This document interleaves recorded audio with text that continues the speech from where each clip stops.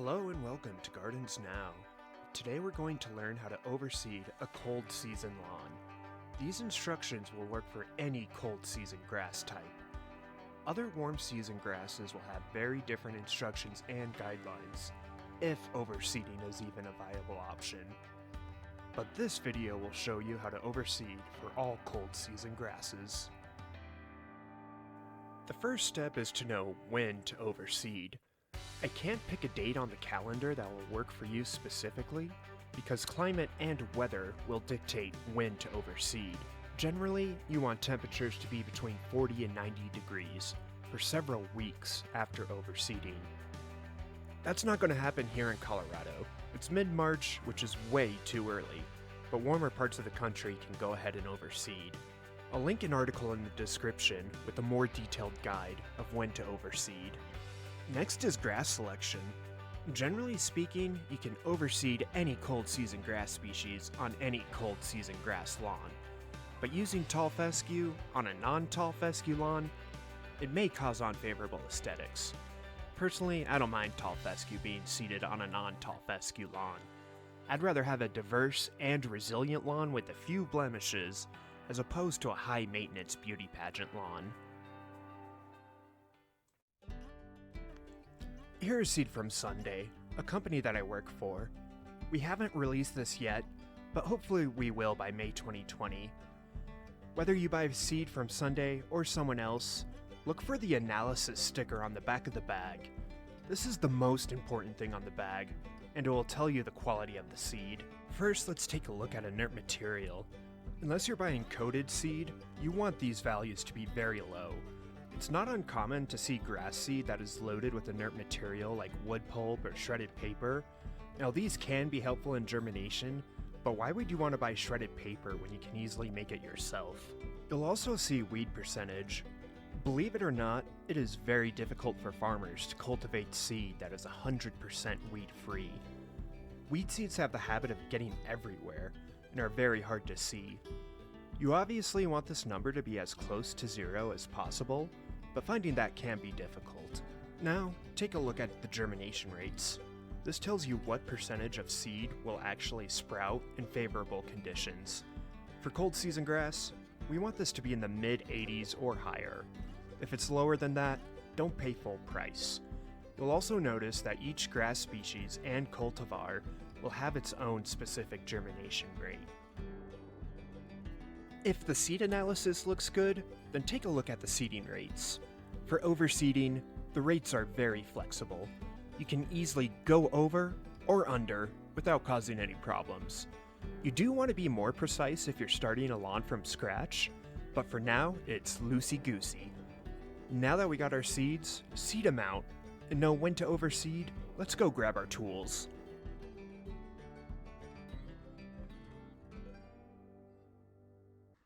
Now, before we actually get any seed down, we're actually going to want to remove some of the debris that's accumulated on the lawn. Now, as you can see, we still have some spring leaves, and that's perfectly normal. There's also going to be some dead grass that just didn't survive the winter. We're going to want to get as much of all this stuff removed as we can, because what we actually want is we want the seeds to hit the soil. If it doesn't reach the soil, then it probably won't germinate, or if it does germinate, it probably won't do too well. So getting this debris removed, yeah, it's kind of a chore, but it's worthwhile. The easiest way to do this is with a rake, and most of you probably own one of these plastic leaf rakes, and this tool is absolute garbage. Now, yes, it will remove leaves in the fall, but beyond that, it doesn't have many other purposes. And it's just flimsy, not very sturdy. And as you can see, this one actually already broke. And we give it a try for removing debris. Yeah, I'll get the leaves and the pine needles, but really won't get much of that decaying dead grass that we want to get rid of. So, don't use this. If you don't have one, I would not recommend buying one. What you really want is a metal rake or an iron rake. this is going to be a lot more useful for this project. Not only that, it comes in pretty handy with doing other stuff as well too.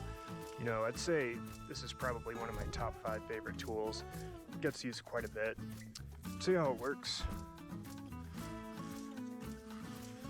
I'm trying to do this gently. Yeah, see, it got a lot more grass. Even being that gentle, it got some live grass.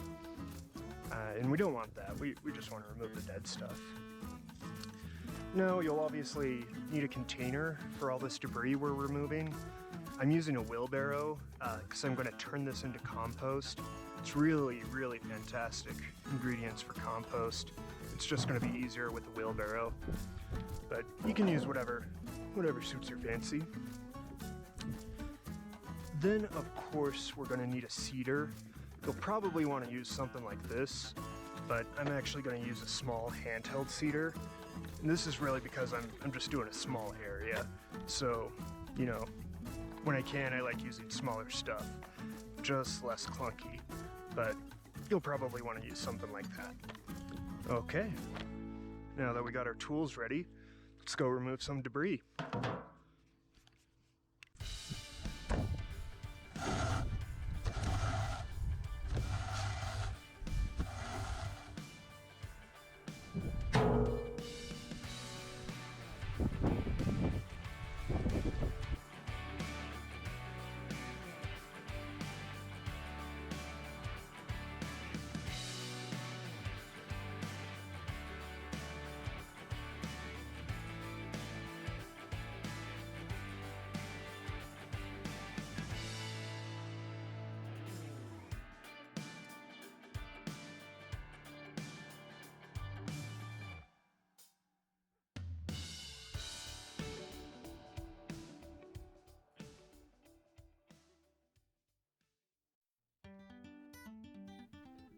That's about it.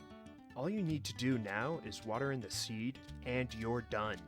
I'm not going to do this step because I don't want the seed to germinate this early. Infant grass is very vulnerable to frost, and we're almost certain to get that here in Colorado. This is probably the easiest lawn maintenance task there is. On normal lawns, you should do this at least once a year, but if you have a tall fescue lawn, this annual maintenance is more so mandatory.